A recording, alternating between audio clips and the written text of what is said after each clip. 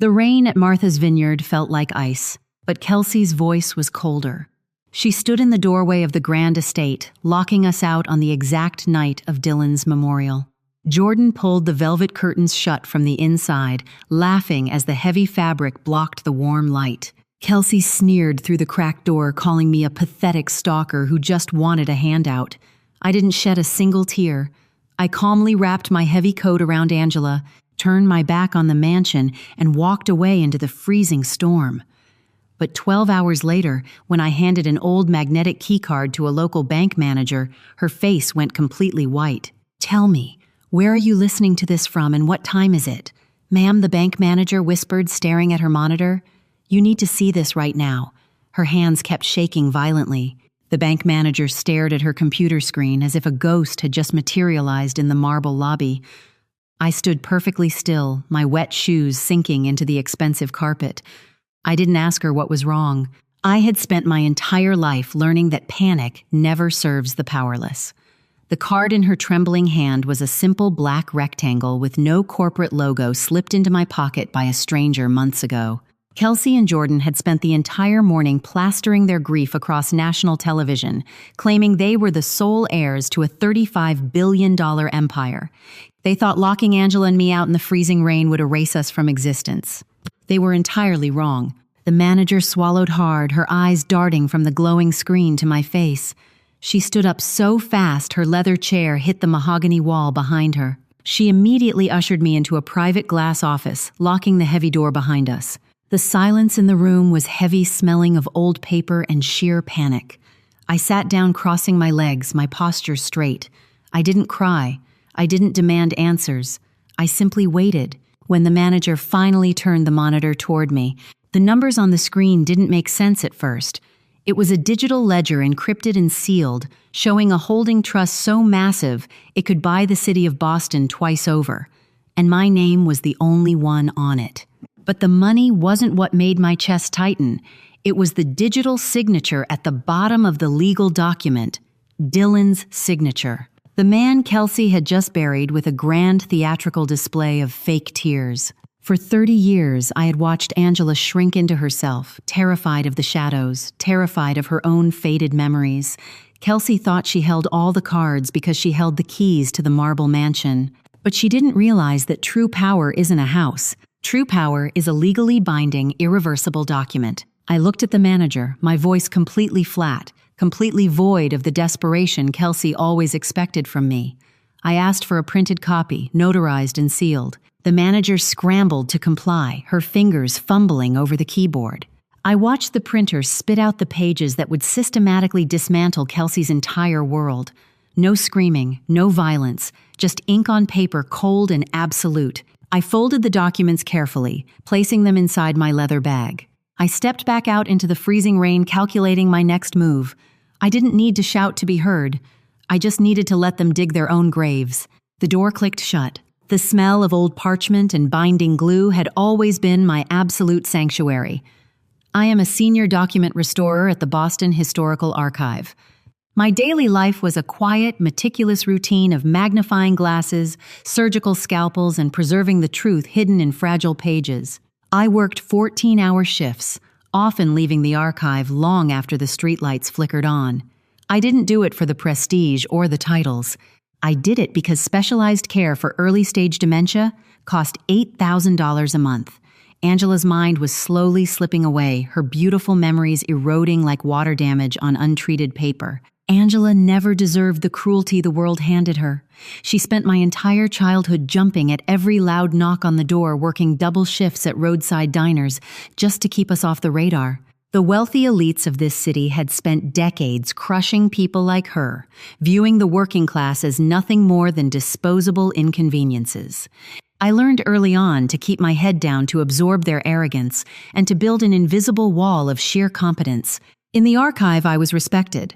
My digital logs were flawless. My restoration techniques were unmatched.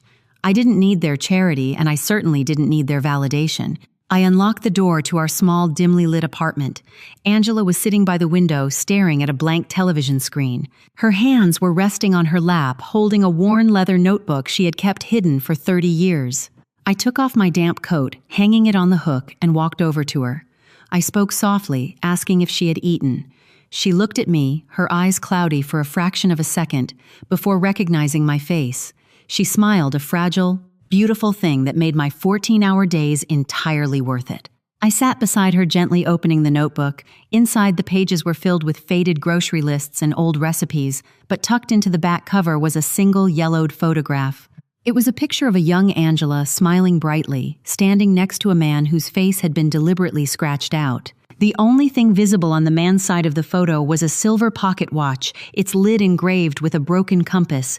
The image was fading, the edges curling from decades of being hidden away in the dark. My training taught me that no secret stays buried forever if you know how to read the fibers. Every document leaves a trace, a microscopic signature of its origin. People were no different. The photograph slipped slightly in Angela's trembling fingers. I caught it before it could fall, tracing the compass with my thumb. Kelsey and Jordan thought they had erased our existence, but they had only pushed us into the margins, and I was a master at reading the margins. The past was finally catching up. My mind drifted back to a rainy Tuesday exactly 6 months ago. The archive was empty, save for the rhythmic humming of the climate control vents. I was hunched over a 17th century manuscript when a man walked into my laboratory. He didn't have an appointment. He was alarmingly thin, dressed in an oversized cashmere coat that seemed to swallow his frail frame. His skin was pale, his breathing incredibly shallow, but his eyes carried a heavy, piercing intensity. He placed a small velvet pouch on my stainless steel workbench. He didn't introduce himself. He just quietly asked if I could restore a piece of tarnished metal. I opened the pouch. Inside was the heavy brass casing of a vintage pocket watch. It was severely damaged, scratched, and dented by time and neglect. But as I flipped it over under the harsh fluorescent light, my breath hitched in my throat. Engraved on the back was a compass, intentionally missing its northern point. It was the exact same design hidden in Angela's faded photograph. I looked up at the stranger, my professional detachment faltering for a single fleeting second. I asked him where he found it. Dylan didn't answer immediately. He looked around the sterile laboratory, his gaze lingering on my framed diplomas, my meticulously organized tools, and finally, my face. He studied me with an expression I couldn't entirely decipher, a complex mixture of profound regret and quiet pride. He told me it was a relic from a life he selfishly threw away. He said he had spent $35 billion trying to buy peace, only to realize he had left it behind 3 decades ago. I stood frozen behind my desk. I knew exactly who Dylan was. Everyone in Boston knew the real estate titan. But standing there frail and trembling, he wasn't a titan. He didn't ask for forgiveness. He didn't offer a dramatic, tearful confession. He simply pushed the brass casing closer to me and gently told me to keep it. He said some things cannot be fixed, but they must always be protected. Before I could demand an explanation, he turned and walked out of the laboratory, his slow footsteps echoing down the marble hallway. I spent the next 48 hours dissecting every word he said, running the brass casing under the microscopic scanner. The scratches on the metal weren't random wear and tear. They were deliberate marks, forming a series of numbers, barely visible to the naked eye. An access code. I didn't tell Angela. I didn't tell my colleagues. I placed the casing in a secure locker and went back to my 14-hour shifts, waiting for the other shoe to drop. It didn't take long. 2 days later, I noticed a dark sedan parked across the street from the archive. A man in a sharp black suit stood near the street lamp quietly, writing in a small notepad. Kane was watching me. Seeing Kane lurking in the shadows wasn't the first time I felt the suffocating weight of extreme wealth bearing down on me. To truly understand why Angela never fought back, you have to understand the invisible chains of learned helplessness. When I was 7 years old, I remember coming home from school to find our tiny apartment completely dismantled. We hadn't been robbed, but methodically searched. Angela was sitting on the cold floor, shaking uncontrollably, clutching a legal notice from a high-powered law firm. They had threatened to take me away, claiming she was an unfit mother, living below the poverty line. The elite don't use physical violence. They use paperwork. They use the terrifying threat of a courtroom to terrorize those who can't afford a decent lawyer. Angela learned that fighting back only invited more systematic destruction. She adopted a survival strategy of absolute invisibility. She changed our last name, moved us to rundown neighborhoods, and taught me to never speak to strangers in expensive suits. She absorbed the daily humiliation so I wouldn't have to. When Kelsey's family associates once spotted us in a grocery store years ago, they mockingly tossed a $100 bill at Angela's feet, telling her to buy me a decent coat. Angela didn't scream or curse at them. She quietly picked up the money, bought the coat, and cried in the bathroom for hours. That kind of trauma doesn't just disappear. It fundamentally rewires your brain. It teaches you that the world is inherently dangerous and that wealthy power is absolute. So when I sat on the edge of the bed that night asking Angela about the broken compass, I saw the sheer terror immediately flood her eyes. Her hands clamped over her ears. She begged me to leave it alone. She whispered that they would destroy us, that they had eyes everywhere. I didn't push her. I didn't demand the harsh truth. I just held her fragile frame until her breathing finally slowed, promising her that no one was going to hurt us anymore. I realized then that my true enemy wasn't just Kelsey or Jordan. My enemy was the paralyzing fear they had deliberately installed in my mother's mind. I waited until Angela finally fell asleep. The apartment was completely silent, save for the distant sound of Boston traffic. I walked into the kitchen pouring a glass of cold water, my mind sharp and calculating. I wasn't going to run like she did. I was going to use their own system against them. At exactly 11:45, a sharp knock rattled the front door. I didn't flinch. I walked over and looked through the peephole. The hallway was entirely empty. I opened the door slowly. Resting on the welcome mat was a heavy envelope, sealed with deep red wax. The wax seal bore the crest of one of the most ruthless legal firms in the state. I locked the deadbolt, sliding the chain into place. I didn't tear it open frantically. I set it on the kitchen counter, staring at it under the flickering overhead light. This was the formal invitation to a war Angela had spent 30 years avoiding. But I wasn't the terrified woman crying in a grocery store aisle. I was a professional who spent my life restoring what others tried to destroy. I turned off the light. The coffee machine hissed softly, breaking the absolute silence of the early morning. I sat at the kitchen counter staring at the heavy envelope I had brought inside the night before. I didn't tear it open with trembling hands. I calmly slid a bone folder under the red wax seal, breaking it with a clean, satisfying snap. Inside was a thick business card made of premium black stock. It simply read, Kane Attorney at Law. Tucked behind the card was a heavy brass key for a safe deposit box, accompanied by a handwritten note. When time stops, use this. I stared at the looping, precise handwriting. I didn't know Kane, but I recognized the meticulous nature of someone who planned 10 steps ahead. I placed the key into a small wooden box where I kept my delicate restoration tools, locking it away. I made Angela her morning oatmeal, kissed her forehead, and took the train to the archive. The morning was entirely ordinary. I spent 3 hours carefully rehydrating a brittle 18th century land deed. But the quiet sanctuary of the archive didn't last. At exactly 10 o'clock, the digital displays in the lobby shifted from historical documentaries to breaking news. The headline flashed across the screen in bold, relentless letters. Dylan, the real estate titan of Boston, was dead. He had passed away in his sleep the previous night. The broadcast immediately cut to a press conference. Kelsey stood at the podium, dressed in impeccable designer black, dabbing her completely dry eyes with a silk handkerchief. Jordan stood beside her, his jaw clenched, playing the role of the devastated heir to perfection. They spoke about legacy, about family, about the unbearable tragedy of losing a patriarch. It was a masterclass in theatrical grief. My colleagues gathered around the screens, whispering in shock. I didn't join them. I looked at Kelsey's face on the monitor, remembering the woman who had terrorized my mother 3 decades ago. The world saw a grieving widow. I saw a predator securing her territory. I thought about the frail man who had stood in my laboratory 6 months ago. He hadn't looked like a titan. He had looked like a ghost carrying an unbearable weight. He had known his time was ending, and he had spent his final days orchestrating a silent defense. I wondered if he had thought of Angela in his final moments. I wondered if the $35 billion had brought him any comfort when his heart finally gave out. Probably not. I made a mental note to keep the television off when I went home. Angela didn't need to see the face of the man who broke her, nor the face of the woman who chased her into the shadows. The world could mourn the billionaire. I had documents to save. I went back to work. The heavy oak doors of the archive rarely opened with such violence. It was 2 days after the news of Dylan's passing. I was meticulously documenting a restoration log when the climate-controlled air shifted. Kelsey walked in her heels, clicking aggressively against the marble floor, flanked by Jordan and 2 private security guards. She wore a tailored charcoal suit, radiating an aura of absolute authority. She didn't look like a woman in mourning. She looked like a CEO executing a hostile takeover. She marched directly toward my glass-enclosed laboratory, ignoring the receptionist's protests. Jordan trailed behind her, a smug, entitled smirk plastered across his face.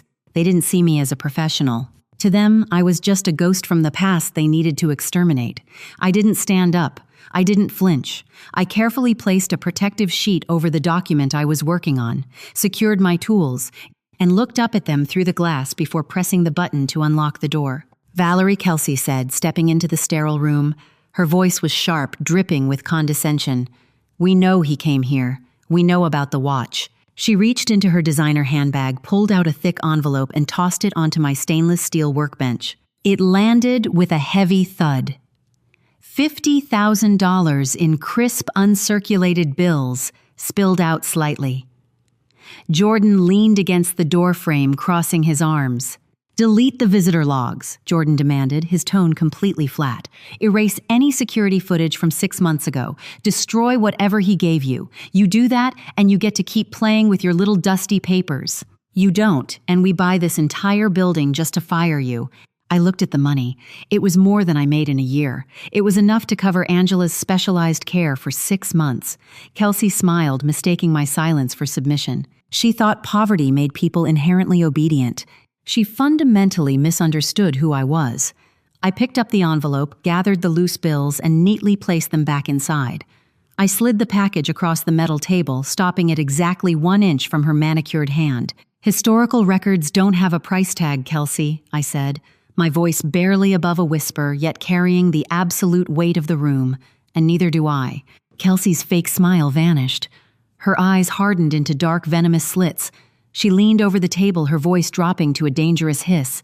She told me I was a nobody, a pathetic mistake that Dylan should have paid to erase completely. She promised to ruin my career, my reputation, and my quiet little life. I held her gaze, completely unaffected by the venom. I gently pressed the intercom button on my desk. "Security," I stated calmly. "Please escort these visitors out. They are contaminating a sterile environment. They picked the wrong battlefield." The storm rolled into Boston on the evening of Dylan's private memorial. The sky bruised purple and gray, unleashing a torrential, freezing rain. I hadn't planned on going to Martha's Vineyard. I had no desire to stand in a room full of sycophants pretending to mourn a man they only loved for his bank accounts. But when I came home, Angela was sitting by the window, holding her faded photograph, staring out at the rain. Her memory was slipping, but the emotional anchor of her youth remained stubbornly intact. She looked at me, her eyes unusually clear. "He's gone, isn't he?" she whispered. I couldn't lie to her. I nodded slowly. She didn't cry, but a profound, heavy exhaustion settled over her frail shoulders. She asked if we could just go see the house, just once. Not to go inside, but just to say goodbye to the ghost that had haunted our entire lives. I packed a heavy wool coat, helped her into my rusty sedan, and drove 2 hours through the blinding rain to the coast. The sprawling estate was glowing with warm, golden light, completely surrounded by luxury vehicles. We stood under the dripping branches of a massive oak tree across the street, shielded by an umbrella. But the universe has a cruel sense of timing. A private security detail spotted us. Within minutes, the heavy mahogany front doors swung open. Kelsey stepped out onto the grand porch, holding a glass of champagne, surrounded by flashes of cameras from the society press she had invited. She saw us standing in the cold rain. This was the moment that had terrified my mother for 30 years. Kelsey didn't just ignore us. She ordered her guards to push us back, loudly declaring to the journalists that we were deranged stalkers trying to extort a grieving family. Jordan pulled the velvet curtains shut, laughing at the sight of my mother shivering in the cold. It was a public, calculated execution of our dignity. Angela buried her face in my shoulder, trembling violently. I didn't yell back. I didn't beg the reporters to listen to the truth. I simply wrapped my coat tighter around my mother, shielding her from the flashing bulbs, and walked her slowly back to the car. The rain masked the intensity in my eyes, but my mind was operating with absolute terrifying clarity. I settled Angela into the passenger seat, turning the heater up to its highest setting. Then I reached into the hidden compartment of the glove box. My fingers brushed against the heavy brass key Kane had sent me. The time for hiding was officially over. It was time to start. Before I could unleash the weapon Dylan had left me, I had to ensure my own fortress was impenetrable. Kelsey didn't just stop at humiliating us in the rain. By Monday morning, she had officially filed a complaint with the Archive Board of Directors, formally accusing me of stealing a 17th century artifact during Dylan's visit 6 months prior. She leveraged her family's philanthropic influence, threatening to pull their annual donations unless I was immediately terminated and prosecuted. I was summoned to the executive boardroom at 9 in the morning. 5 board members sat across a long mahogany table, looking at me with a mixture of pity and severe judgment. The director slid a termination notice across the polished wood quietly, suggesting that if I resigned quietly, they wouldn't press charges. They expected me to panic. They expected me to cry, to beg for my livelihood to crumble under the sheer weight of billionaire influence. I didn't even look at the paper. I opened my laptop, connected it to the room's projector, and brought up the decentralized digital ledger. I didn't speak a word until the screen illuminated the wall. I showed them the irrefutable cryptographic timestamps of my restoration logs. I played the security footage from my laboratory, archived on a private server, clearly showing Dylan handing me the watch casing and leaving with his hands entirely empty. Every single second of his visit was documented, validated, and legally binding. "I am a senior restorer," I said, my voice echoing evenly in the silent room. "My entire profession is based on preserving the truth against the decay of time. If you choose to terminate me based on a baseless accusation from a wealthy donor, I will not resign quietly. I will hand this entire digital dossier to the Federal Labor Board and the press before lunch." The board members exchanged nervous, terrified glances. The director quickly pulled the termination notice back across the table, stammering an awkward apology. They realized instantly that I wasn't a fragile target they could casually sacrifice to appease a wealthy widow. I closed my laptop, packed my bag with precise measured movements, and walked out of the boardroom without waiting for their formal dismissal. Kelsey wanted to destroy my foundation before the real war even began. She had failed completely. My dignity wasn't for sale. The moment my professional standing was secure, I took the afternoon off and walked through the financial district toward the central branch of the Boston Heritage Bank. The wind was biting, but I felt entirely impervious to the cold. I bypassed the standard teller lines and walked directly to the high-security vault concierge. I handed the clerk the heavy brass key and the black business card that bore Kane's name. The clerk's demeanor changed instantly, shifting from polite indifference to extreme nervous deference. I was escorted down a spiral staircase into a subterranean vault that smelled of polished steel and ancient money. The massive circular door clicked shut behind me, leaving me alone in a private viewing room. A bank manager wearing white gloves brought in a long metal box, setting it gently on the table before bowing slightly and leaving the room. I sat in the leather chair staring at the polished surface of box 412. I didn't hesitate. I unlatched the lid. There were no stacks of cash inside, no glittering jewels, no dramatic letters of apology. There was only a single thick envelope made of heavy parchment stamped with the seal of the probate court. I opened it carefully. It was a formal, legally mandated summons to the reading of Dylan's last will and testament. The document mandated my presence at the Martha's Vineyard estate at 9 o'clock on Thursday morning. Attached to the summons was a small handwritten note on Kane's heavy cardstock. "They think they own the board," the note read. "They don't realize the game has already ended. See you Thursday." I read the words twice, feeling the sheer magnitude of what Dylan had orchestrated in his final dying months. He hadn't just left me a piece of paper. He had left me a fully loaded legal weapon perfectly calibrated to destroy the people who had tortured my mother. I placed the documents in my leather satchel, locking the empty metal box. I walked out of the bank and stepped back into the bustling, noisy streets of Boston. The city moved around me, completely unaware of the tectonic shift that was about to occur. Kelsey and Jordan were busy preparing their victory lap, measuring the curtains for an empire they firmly believed was theirs. They had no idea a ghost was coming to collect. I was ready for war. The grand library of the Martha's Vineyard estate smelled of expensive leather and polished mahogany. Thursday morning sunlight poured through the floor-to-ceiling windows, illuminating the dust motes dancing in the silent air. I sat perfectly still in a high-backed chair, my hands folded neatly in my lap. Kelsey and Jordan sat opposite me, radiating absolute unchecked arrogance. Kelsey wore a tailored black dress, sipping sparkling water, as if she were waiting for a spa appointment, rather than a will reading. Jordan slouched in his seat, scrolling through his phone with a bored expression. They looked at me with undisguised contempt, fully believing I was only there to receive a minuscule patronizing payout. At exactly 9 o'clock, Kane entered the room. He didn't offer any empty condolences. He placed a heavy leather-bound folder on the center of the massive wooden table and sat down. He adjusted his glasses, his face an unreadable mask of professional detachment. Kelsey sighed loudly, tapping her manicured nails against her crystal glass, telling Kane to skip the formalities and just hand over the deed to the estate. Kane completely ignored her. He broke the wax seal on the folder with a sharp, methodical movement.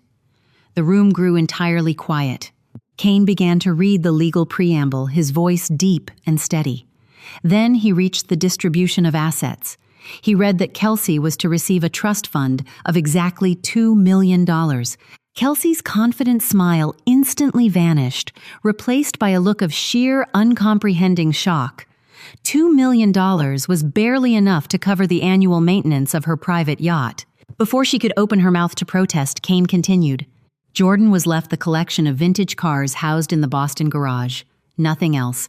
No voting shares, no real estate, no liquid capital. Jordan dropped his phone on the table. He leaned forward, his face turning a dangerous shade of crimson, demanding Kane to read the rest of the document. Kane turned the page smoothly. He announced that the entirety of the remaining estate, including the global real estate holdings, the art investment funds, and the controlling shares of the corporate empire, a total valuation of $35 billion was left a single, undisputed beneficiary. Kane looked up from the document, his eyes meeting mine. He read my full name aloud. The silence that followed was absolute, suffocating, and incredibly heavy. For a fraction of a second, the universe seemed to hold its breath. Kelsey's face drained of all color, her jaw slightly unhinged as her brain tried to process the catastrophic collapse of her entire reality. Then the silence shattered. A heavy glass shattered loudly. Jordan lunged across the mahogany table, sweeping his arm violently and sending Kelsey's crystal water glass crashing against the hardwood floor. He screamed that the document was a complete forgery, a pathetic joke orchestrated by a bitter woman. His voice echoed off the high ceiling, completely devoid of the refined elegance he usually projected to the world. Kelsey jumped to her feet, her hands trembling so violently she had to grip the edge of the table to keep from collapsing. She pointed a shaking finger directly at my face, her voice rising to a hysterical pitch. She accused me of manipulating a dying man. She shrieked that I had used my professional skills as a document restorer to fabricate the signature, calling me a common thief, trying to steal a legacy I had no right to touch. I didn't raise my voice to defend myself. I didn't cry at the viciousness of her insults. I simply remained in my chair, my legs crossed, watching them unravel with the detached fascination of a scientist observing a chemical reaction. They were throwing a tantrum because they had lost the only thing that gave them value. If you believe that ironclad paperwork is infinitely stronger than empty threats and screaming, tell me in the comments below. I looked at Kelsey, my voice entirely flat and devoid of emotion. I told her that she was embarrassing herself. I reminded her that this was a legal proceeding, not a reality television show, and that her screaming would not alter a single word printed on the notarized page. Jordan took a step toward me, his fists clenched, but Kane casually pressed a button under the table. Within 10 seconds, 2 private security contractors in dark suits stepped into the library. I turned my attention to Kane, calmly asking if we were finished with the reading. Kane nodded, closing the leather folder with a definitive snap. I looked back at Kelsey and Jordan, suggesting they gather their coats and leave the premises before they were forcibly removed for trespassing on my property. The word "my" hung in the air, sharp and absolute. Kelsey let out a sound that was half sob, half growl. The security contractors stepped forward, physically guiding a thrashing Jordan toward the grand double doors. Kelsey followed them, her designer heels clicking frantically against the floor. She turned back one last time, her eyes completely wild with venom. She swore she would tie this up in court for decades, that she would bleed me dry until I begged to hand the empire back to her. I didn't bother responding. I just watched the heavy doors close behind them, sealing them out in the cold. The room grew quiet. Once the heavy oak doors shut, the library felt immense and peaceful. I exhaled slowly, unclasping my hands. I looked across the table at Kane. He hadn't moved a muscle during the entire confrontation. He simply reached into his leather briefcase and pulled out a second, much smaller metal box. He pushed it across the polished wood toward me. He said that Dylan knew exactly how Kelsey and Jordan would react, and he had spent his final 6 months ensuring they could never touch me. I opened the box. Inside was a thick stack of medical files. They were comprehensive psychiatric evaluations conducted by 3 independent board-certified neurologists. Each evaluation explicitly confirmed that Dylan was of completely sound mind, possessing full cognitive capacity, and executing his decisions without any undue influence. Every page was signed, notarized, and legally bulletproof. Kelsey's entire argument that Dylan was mentally compromised in his final days was completely dismantled by this single stack of paper. But the medical files weren't the only thing in the box. Beneath them lay a sealed laboratory envelope from a premium genetic testing facility. My breath hitched slightly as I pulled it out. I didn't need to open it to know what it was, but I broke the seal anyway.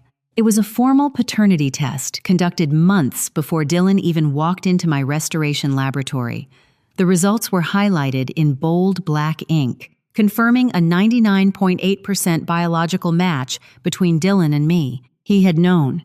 He had known before he brought the broken compass casing to my desk. He had watched me work knowing he was looking at his own daughter, and he chose to remain silent. He didn't want a tearful reunion because he knew he didn't deserve one. He knew that an apology wouldn't erase the 30 years of terror Angela had endured. So instead of offering empty words, he offered absolute protection. He used his immense wealth to meticulously engineer a fortress around us, quietly securing the perimeter before he took his last breath. I touched the DNA report, feeling a strange hollow ache in my chest. It wasn't exactly grief, but a profound realization of the heavy burden of his silent regret. Kane poured 2 glasses of water, handing one to me. He told me that Dylan's only mandate was that Angela would never have to look over her shoulder again. I took a slow sip, letting the cold water ground my racing thoughts. Kelsey was going to hire an army of lawyers. She was going to unleash a media circus. He had trapped them perfectly. I set my glass down, my analytical mind returning to the forefront. I looked at Kane and pointed out the obvious reality of billionaire litigation. I told him that Kelsey would instantly file to freeze the estate, dragging the probate process through the courts for years, starving us of resources, while she lived comfortably on her own separate accounts. I had seen wealthy families use legal delays as a weapon of attrition, bleeding their opponents dry until they surrendered out of sheer exhaustion. Kane smiled a thin, deeply satisfied expression. He leaned back in his chair and introduced me to the concept of the irrevocable trust. He explained that a standard will goes through probate, which is a public court process easily contested by disgruntled relatives. But Dylan didn't just write a will. 6 months ago, immediately after confirming the DNA results, he transferred every single asset, the real estate, the stock portfolios, the corporate entities, into an irrevocable trust. Once an asset is placed into this specific type of trust, it ceases to belong to the individual. Dylan technically died owning almost nothing. The trust owned the $35 billion empire, and upon his death, the absolute control of that trust immediately and automatically transferred to me, the sole designated trustee. There was no probate court. There was no public waiting period. Kelsey couldn't freeze the estate because the estate didn't exist in the eyes of the probate judge. The assets were locked in a digital and legal vault, completely immune to her inheritance claims. It was a masterpiece of legal architecture. I sat back, letting the sheer brilliance of the strategy wash over me. This was the ultimate form of justice. Not violence, not screaming matches, but an invisible, unbreakable web of perfectly executed paperwork. Kelsey had spent her entire life using money to intimidate people, completely unaware that true power isn't about how much you can spend. True power is understanding the structural mechanics of how money is held shielded and transferred. Dylan had used the elite system's own ultimate defensive weapon to completely lock out the elite. I felt a surge of profound respect for the quiet, methodical nature of the law. I didn't need to fight Kelsey in the mud. I just needed to stand behind the impenetrable wall of the trust document and watch her break her own hands trying to punch through it. We were utterly untouchable. My phone buzzed loudly. The loud vibration of my phone shattered the quiet calm of the library. It was a formal notification from the state's electronic filing system. Kelsey hadn't wasted a single second. Her legal team had just filed an emergency petition for a temporary restraining order in the Supreme Civil Court. They weren't attacking the trust directly because they couldn't. Instead, they were attacking me. The notification outlined a vicious, desperate strategy. They were formally accusing me of criminal fraud and forgery, demanding an immediate freeze on my ability to act as the trustee, pending a full criminal investigation. If you despise it when toxic, entitled people try to manipulate legal loopholes and hurl false accusations just to get their way, let me know in the comments below. Kane looked at the notification on my screen, his expression entirely unfazed. He checked his heavy silver wristwatch, noting that they had filed exactly 50 minutes after leaving the estate. It was a highly coordinated ambush designed to throw an ordinary person into a state of absolute panic. They expected me to scramble to hire a mediocre defense attorney and to eventually settle just to make the terrifying threat of prison go away. But I was not an ordinary person, and I did not panic. I looked at Kane, my voice as calm as a winter morning. I asked him how much time we had before the emergency hearing. He told me the judge would likely call us in by Tuesday morning, given the astronomical value of the assets involved. We had 4 days to completely dismantle their fabricated narrative. I opened my laptop, connecting to the secure servers of my archive. I didn't just restore physical paper.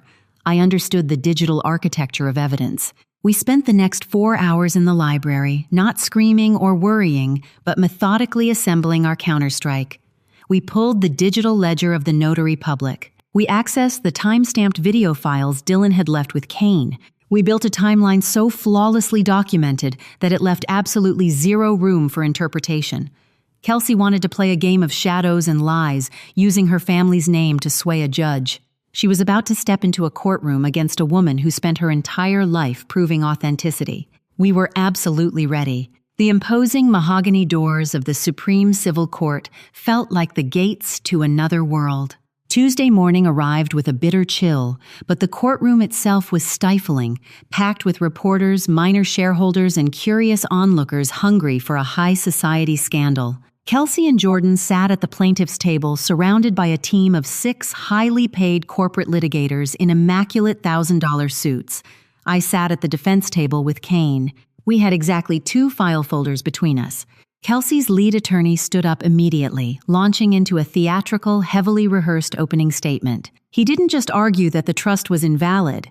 He launched a calculated, vicious character assassination against me. He paced the floor, telling the judge that I was not a long-lost daughter, but a highly sophisticated con artist. He twisted my entire life's work at the Boston Historical Archive into a weapon against me. He claimed that my expertise in restoring centuries-old documents and matching historical ink perfectly equipped me to forge Dylan's signature on the trust documents. It was a brilliant, terrifyingly plausible narrative if you didn't know the truth.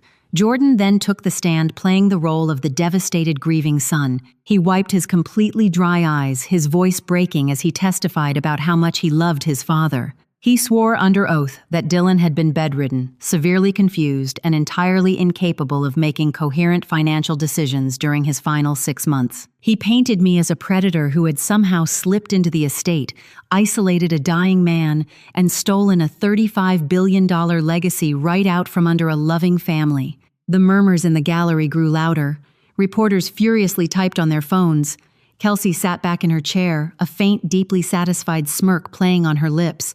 She thought she had won. She firmly believed that whoever told the loudest, most dramatic story would always control the narrative. She had spent decades using public humiliation to destroy anyone who dared to stand in her way, and she assumed a federal judge would easily fall for the exact same tactic. The judge, an older woman with sharp, observing eyes, peered over her glasses. She banged her wooden gavel, once immediately silencing the whispering crowd. She looked past the army of expensive lawyers and focused her intense gaze directly on me. She noted the severe gravity of the criminal fraud accusations levied against me. She asked if I understood that forgery of a federal trust carried a mandatory prison sentence. Then, she asked if I had anything to present in my defense before she granted the emergency freeze on all assets. I didn't tremble. I didn't cry out about the sheer injustice of their lies. I slowly stood up. The courtroom held its collective breath as I stepped out from behind the defense table. I didn't pace. I didn't raise my voice or attempt to match the theatrical desperation of Kelsey's legal team. I looked directly at the judge, my posture perfectly straight, my tone carrying the quiet, absolute authority of someone who spends their life verifying the truth. I told the court that I did not bring emotional arguments today. I brought verifiable chronological evidence. Kane stood up and handed a secure digital drive to the court clerk. The large monitor mounted on the courtroom wall flickered to life. It didn't show a blurry, questionable photograph. It played a crystal-clear 4K resolution video recorded precisely 6 months ago. The courtroom went entirely silent as Dylan appeared on the screen. He was sitting in Kane's downtown office, looking frail but incredibly sharp.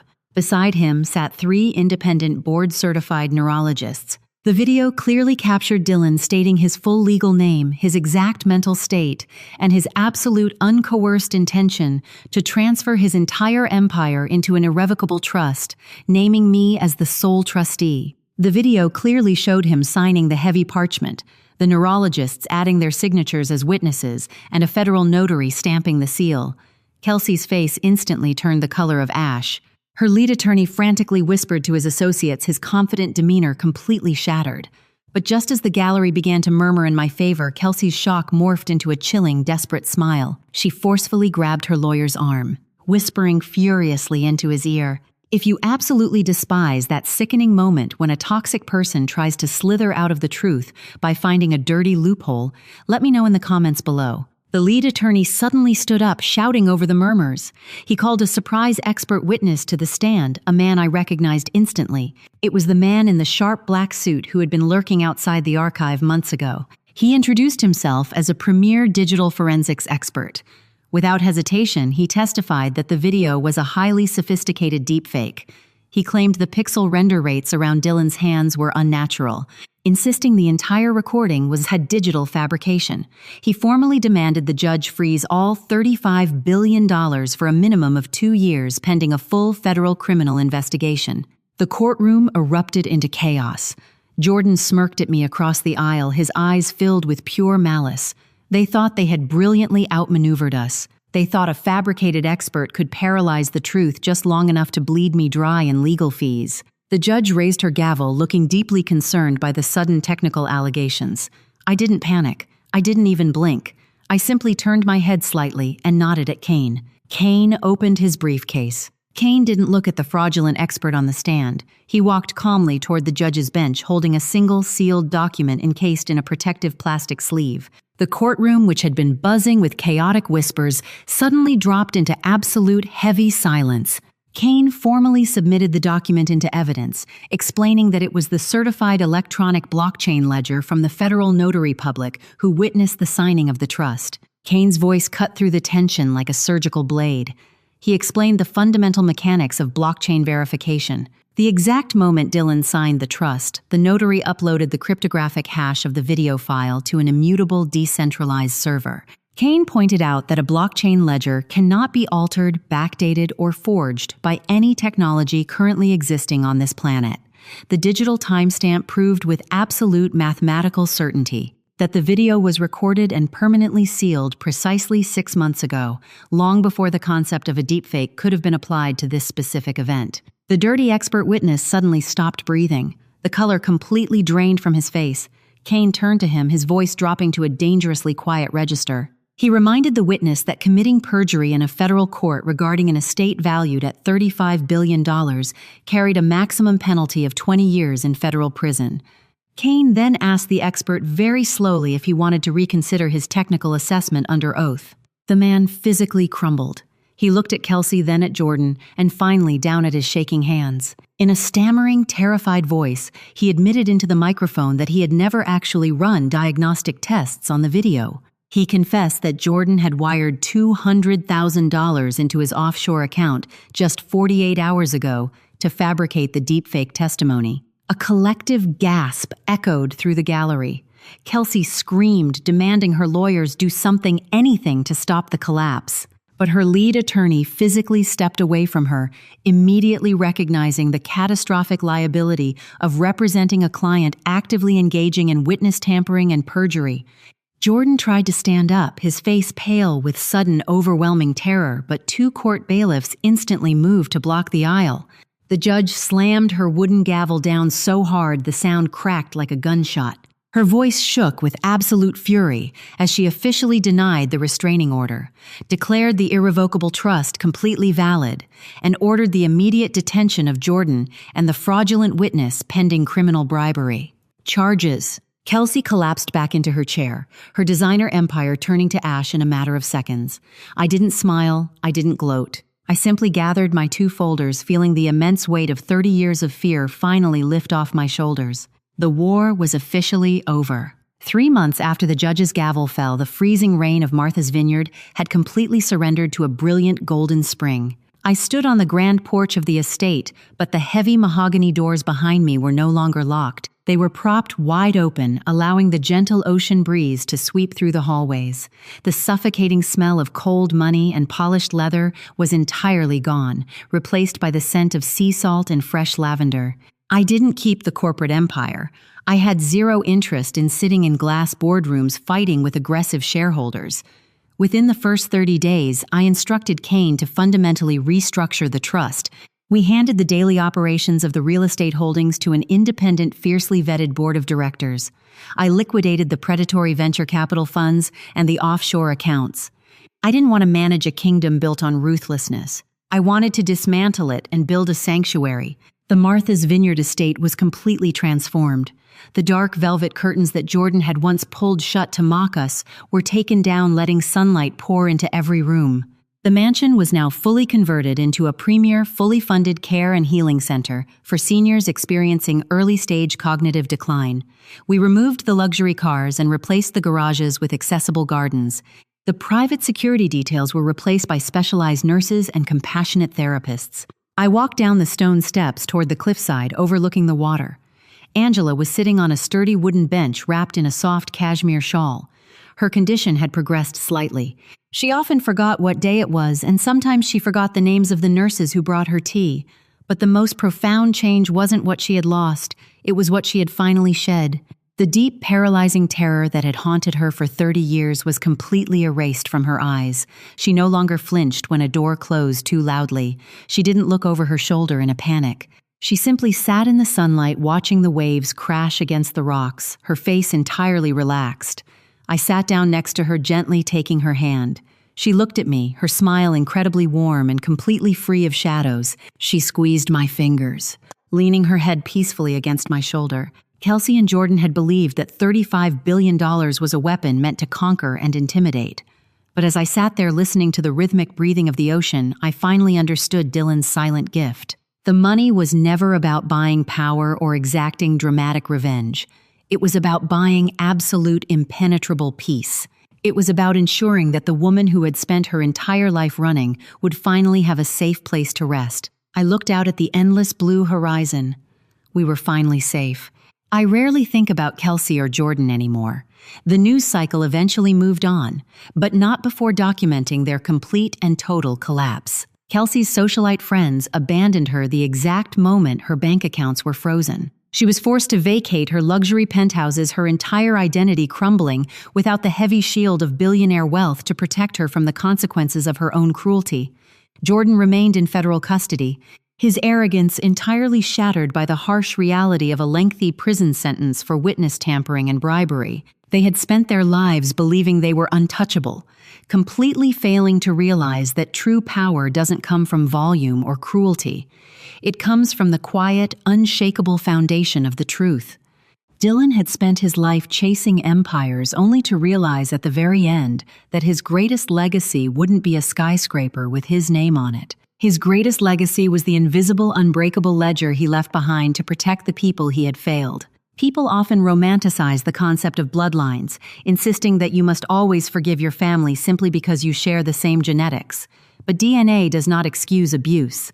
Hitting the same genetic lottery does not give toxic people the right to treat you like a disposable pawn in their own selfish games. If someone requires you to shrink yourself to live in constant anxiety or to sacrifice your own peace just to keep them comfortable, they are not your family. They are simply an anchor dragging you down into the dark. Family is the lawyer who stands quietly by your side when the world is screaming at you. Family is the mother who works 14-hour shifts just to buy you a winter coat. Family is the people who help you build your fortress, not the ones who try to lock you out in the freezing rain. I learned the hardest lesson of my life standing on that wet porch months ago, but it is a lesson I will carry with absolute certainty forever. They might lock you out of their doors, but they cannot stop you from building a kingdom of your own. If this story resonated with you, if you have ever been made to feel small by the very people who were supposed to protect you, share this video with someone who needs the courage to walk away. Remember that your peace is entirely priceless, and you never have to apologize for protecting it. Drop a comment below and be sure to subscribe. Thank you for listening.